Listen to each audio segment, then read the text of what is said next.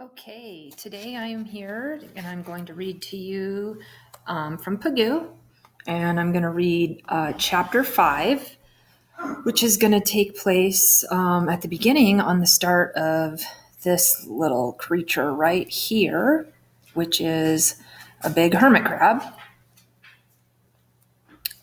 And so, the questions that you might want to be thinking about from your packet are: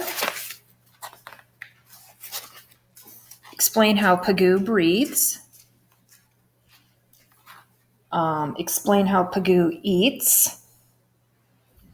What did the two bruisers wear as boxing trunks?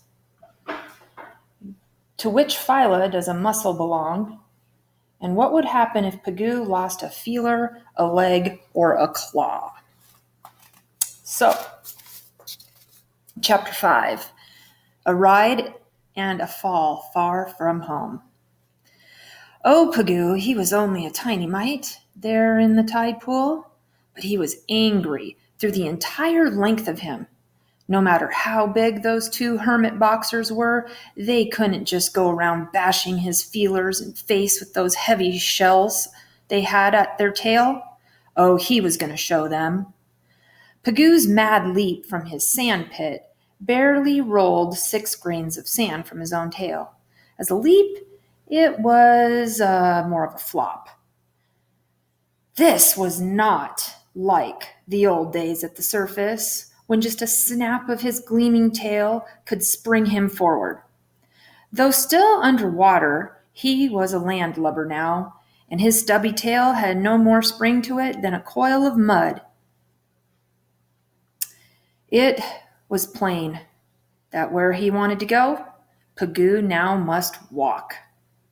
So he walked.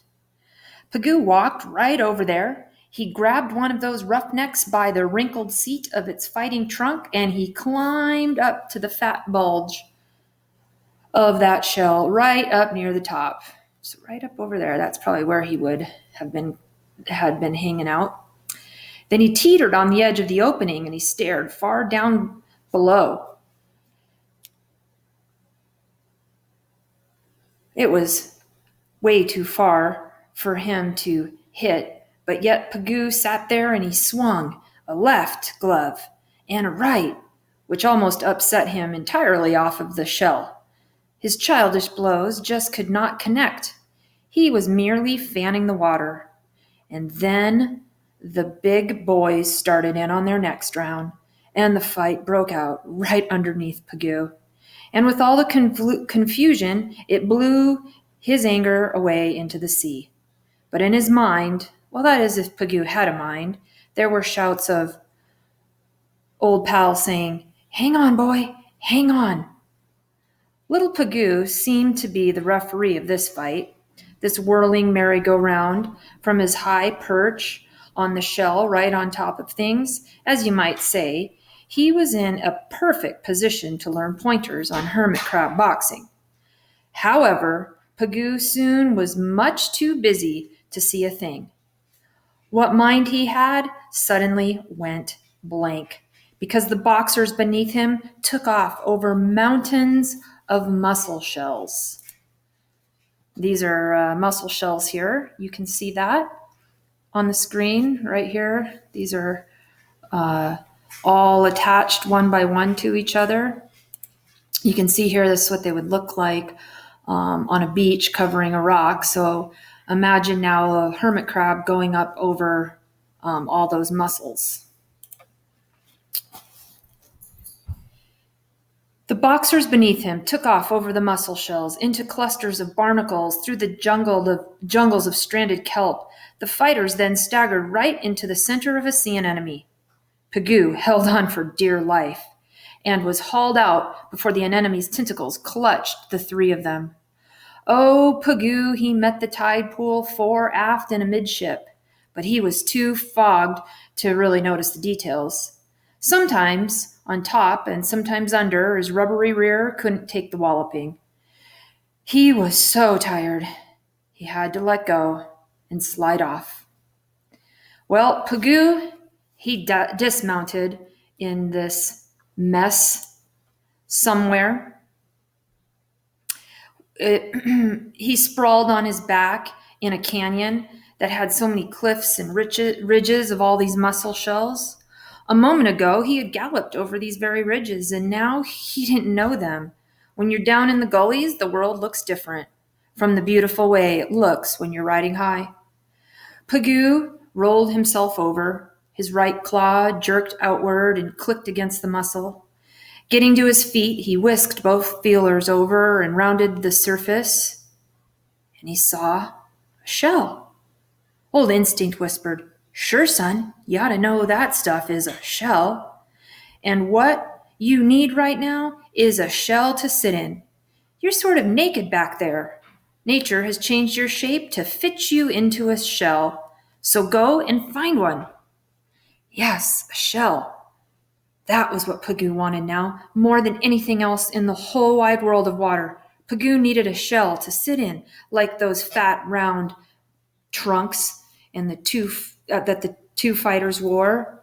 But not such a large shell. Pagoo kind of needed a small shell. This mussel thing in front of him was a whopper. And where was the way in? He reared back and swung both his eye stalks up. Why, this shell was entirely different altogether. It was actually two shells clamped together.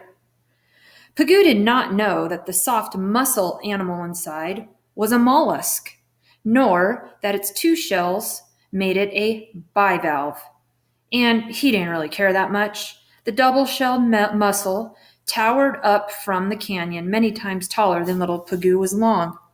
The mussel hugged its doors so tightly close together, Pagoo just couldn't get in. You can see here in the picture of this mussel shell, like right here, there's two shells and it's just clamped together really tightly. So there's no way that anything gets in. But when the water is over it, then the mussel will actually open up. That's kind of how they work. He skittered up the lumpy valley, both eyes wagging his feelers and tapping and poking around the corners, and he found no hole that would stay open. Some mussels spread their shell doors slightly, like a book, open only a little, and they feed on sea soup. But Pagoo's softest feelers, tapping on it, would snap those book doors shut. Pagoo had almost lost his feelers entirely. But see, Pagoo was lucky to be what we call a crustacean, because if he had lost a feeler or a leg or even a claw, he would not have been disabled forever, because a new one would grow, bulging under his crust. When he molted again, it would unfold and it'd be ready for use. Since Pagoo could not climb into a mussel, he decided to hide between two of them. But there wasn't much chance. These mountain peaks were so close together. Well, then he'd tunnel under somewhere, but he couldn't even get started. He was stopped by nets of cords like jungle roots, things thick like silk thread. All these byssus threads fastened each mussel to its rocky base, roped the mussel to mussel. This is a good picture here because the threads are down in here, all these little stringy things.